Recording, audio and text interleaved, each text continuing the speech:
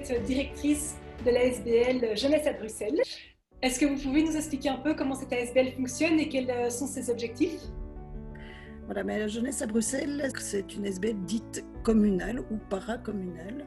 C'est une ASBL dont les instances décisionnelles sont en majorité composées de représentants politiques ou de représentants de l'administration de la ville de Bruxelles. On a reçu nos missions de la ville de Bruxelles également. Donc on est mandaté pour organiser toutes les activités de vacances de la ville de Bruxelles.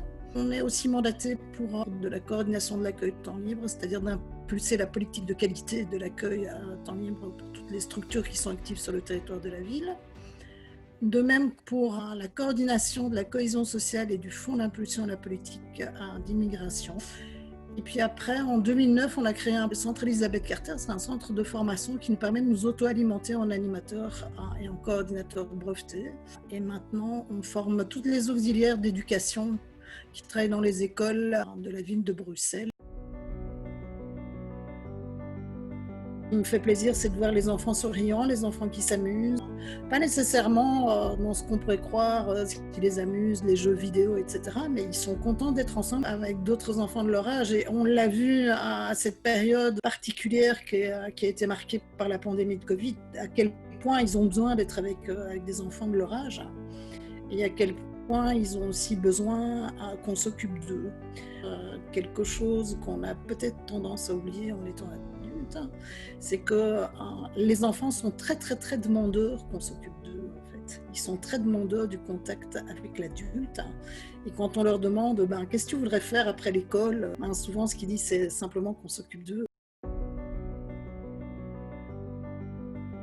Avec les jeunes, j'ai coutume de dire qu'on apprend tous les jours et c'est ça qui est riche. Après, sur les difficultés, la période étant ce qu'elle est, ce ne fut évidemment pas simple d'organiser des activités de vacances en cette période, mais on a travaillé dans le respect des protocoles. On a été amené à fonctionner par bulles. Ça peut sembler être une contrainte et un cadre un peu rigide. De notre point de vue, ça a apporté des effets positifs. Ça génère moins de conflits. Donc, c'est positif. Voilà. Ce qui importe, c'est d'être présent aux enfants, justement. Donc, il ne suffit pas juste d'être là et de jeter un œil. Il faut être présent à eux. Ça veut dire quoi? Ça veut dire que quand on est avec eux, on est à 100% avec eux.